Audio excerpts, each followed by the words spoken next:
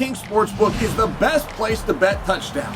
I have teamed up with DraftKings to bring you all your favorite ways to bet touchdowns as we start to wrap up this NFL season. New customers can turn $5 into $300 if your bet wins. Paid in bonus bets, the crown is yours. Download the DraftKings Sportsbook app, use the code Sonnen, stay on the action, and use your bonus bets on DraftKings same-game parlays for a shot at an even bigger payout. Love the thrill of live betting? Bet live on star player props and in-progress games right as they happen. If sports betting is not yet available in your state, don't worry. You can still join in on all the fun with DraftKings Daily Fantasy Sports and have the shot to win cash prizes. Download the DraftKings Sportsbook app now. New customers use my promo code SONNEN and bet just $5 on any wager and get $300 in bonus bets if your bet wins. That's promo code SONNEN only at DraftKings Sportsbook. What do you do with Tsarukyan? That is not an easy question. We can pretend that we're mad at Tsarukyan, but that's all it is. We're pretending that we're mad at him, so we don't know what to do. Okay? And that isn't getting any clearer. There is nothing about me that is against Ilia Topuria. I don't like the situation that he is in, and I feel like he has handled it like a man. Twice now.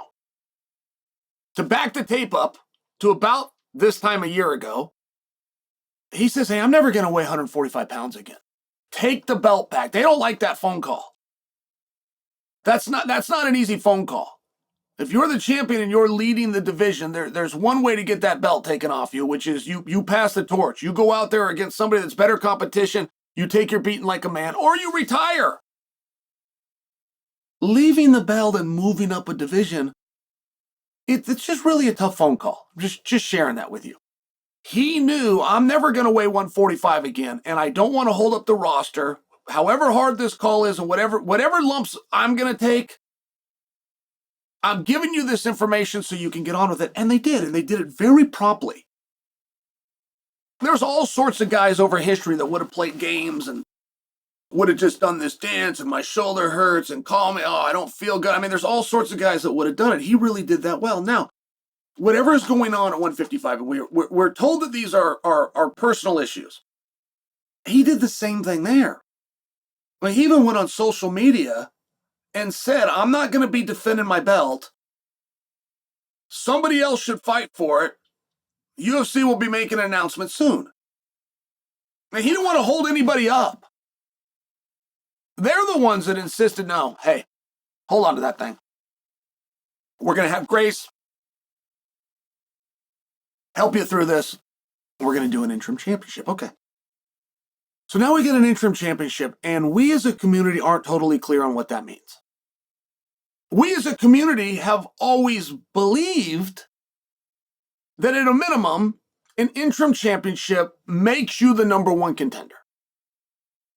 But then we were shown, just by example, it would have been John Jones versus Stipe.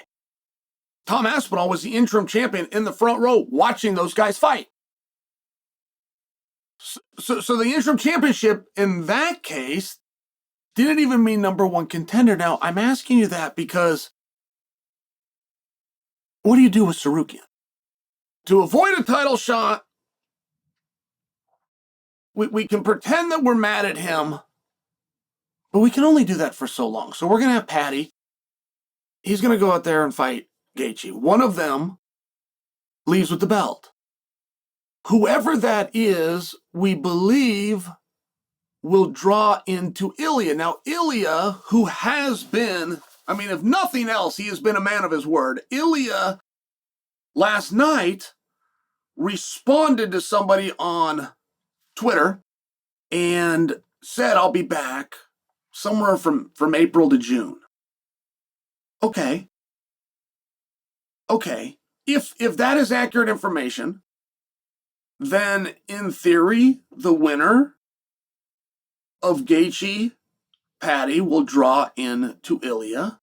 That timing's not that bad for Tsarukyan.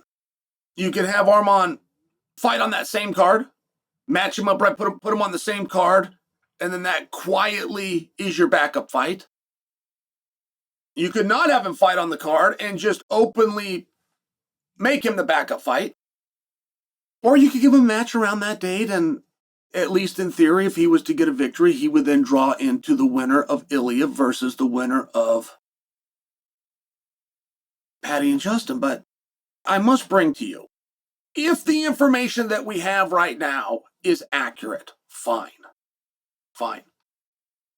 The weeks turn into months, and before you know it, this whole thing that feels like a problem is a distant memory. Fine. But why April to June? Why April to June? If you're going to return April to June, that means that you're ready to sign a contract. The traditional 10 to 12 week training camp, it would mean that you're ready to sign a contract. Or does it mean I'm going to come back and I'm going to start training around April to June? And there is an answer to this question. I just don't know it. I've heard fighters speak in both ways.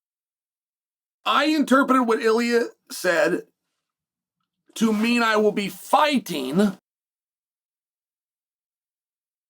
April, May, June. But that would mean that he's in training camp right now. And according to the internet and some of the stuff that's going on, that simply isn't the case. And it harbors back to, if he's not going to be fighting April to June, at what point do you take the belt? And that seems to be a conversation that nobody wants to have, but I don't think it's a rude conversation. The conversation starter was Ilia Topuria. Ilia Topuria told them, take the belt. Same as he did at 45. He said, take the belt. I'll come back, I'll beat everybody up, and I'll take it back. I don't hate the idea. And I don't hate the idea for a couple of reasons, but one of them is it's the easiest way to get Ilia versus Islam. Like, if you were to come to me and say, hey, Chael, what's the biggest fight the UFC can make? There's a few different answers there that are probably some equals. I mean, Red Panty Night is still very real. Conor still draws the day.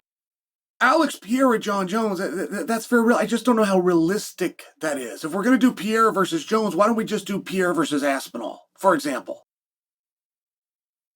I mean, if we just have this magic wand and we can do absolutely anything. So it seems like, even though that's a big fight, that it's a little bit unrealistic. And if you want to know the biggest fight that they could make right now, where everybody would say yes and the crowd would sign off and everybody would be thrilled, your answer is Ilia versus Islam. But how do you get there? And I've had people disagree with me and say, hey, Chael, make Ilia versus Islam, but do it when they're both champ. Say, okay, there again, I hear you. I don't disagree with your point, but in the world of what's realistic, right? What can we use history as our trajectory to the future? With what precedents? Are we going to just say, well, it's the White House card, and so we're going to break a whole bunch of rules? Sure, but we didn't do that for UFC 100, which at the time was the biggest show ever. We didn't do it for 200, which at the time was the biggest show ever. We didn't do it for 300, which at the time was the biggest show ever. We didn't do it for Sphere. We didn't do it at the debut of Madison Square Garden. I mean, there's really no precedence where some event or some one night does away with the way that operations and business is done. And many people forget that about Alex Pierre, just by example. Many people believe he became a 205-pounder because he cleaned out 185. They misremember. I've heard people go on the air. I've heard commentators say that on the air. They're misremembering that. He lost at 185. He lost the belt to Israel Adesanya. So now he's got no obligation to a division, and that's what moved him up to 205. And I think you preserve a lot of options.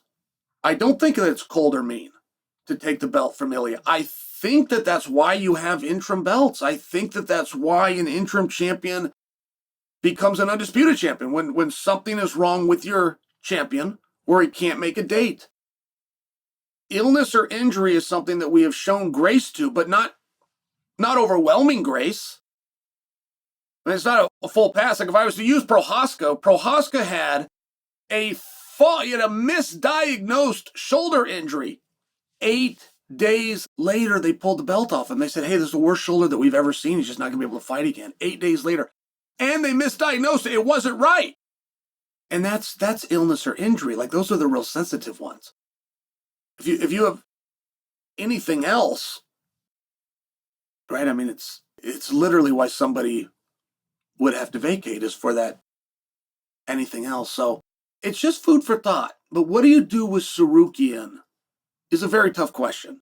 And this whole idea that we're mad at Tsarukyan, or that Tsarukyan is paying a penance, this is pretend. Nobody's mad at Arman Tsarukyan.